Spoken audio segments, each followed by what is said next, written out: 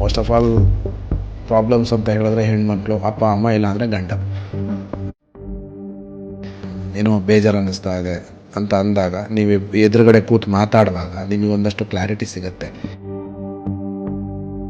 ಒಂದು ಎದುರುಗಡೆ ಇರತಕ್ಕಂಥವ್ರ ಆಲೋಚನೆ ಮನಸ್ಥಿತಿ ನಮಗೆ ಟಚ್ ಆಗ್ತಾ ಇರಲ್ಲ, ಇಲ್ಲ ನಮಗಿರ್ತಕ್ಕಂಥ ಆಲೋಚನೆ ಮನಸ್ಥಿತಿ ಅವ್ರಿಗೆ ಟಚ್ ಆಗ್ತಾ ಇರಲ್ಲ.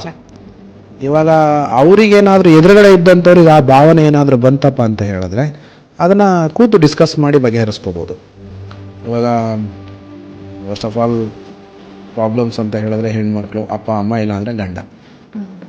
ಇವರಿಬ್ಬರ ಜೊತೆ ಅವರ ವಿಚಾರಗಳನ್ನ ಶೇರ್ ಮಾಡ್ಕೊಬೋದು, ಕೂತ್ಕೊಂಡು ಮಾತಾಡ್ಬೋದು. ನನಗೆ ಈಗ ಅನ್ನಿಸ್ತಾ ಇದೆ, ನಾನು ಏನು ಮಾಡಬೇಕು, ನನಗೆ ಇದಕ್ಕೆ ಸಜೆಷನ್ಸ್ ಬೇಕು ಅಂತ ಕೇಳಿದಾಗ ಒಂದಷ್ಟು ಸ್ಪಂದಿಸುತ್ತೆ ಮನಸ್ಸು. ಅದು ಕೂಡ ಸ್ಪಂದಿಸುವಂಥ ಒಂದು ಕ್ಯಾಟಗರಿಲಿದ್ದಂಥವ್ರಾದರೆ ಸ್ಪಂದಿಸ್ತಾರೆ.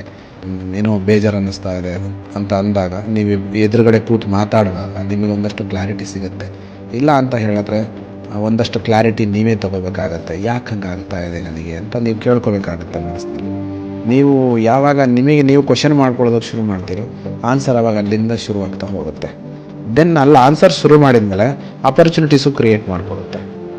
ಆವಾಗ ಅಲ್ಲಿಂದ ನೀವು ಹಸ್ಬೆಂಡ್ನ ಅಥವಾ ಅತ್ತೆ ಮಾವನ ಕನ್ವಿನ್ಸ್ ಮಾಡಿಕೊಂಡು ಹೇಗೆ ನಿಮ್ಮ ದಿನಚರಿ ಹೇಗೆ ನನ್ನ ಜೀವನ ಮುಂದೆ ನಡ್ಕೊಂಡು ಹೋಗಬೇಕು ಅನ್ನೋದ್ರ ಮೇಲೆ ನಿರ್ಧಾರ ಆಗುತ್ತೆ.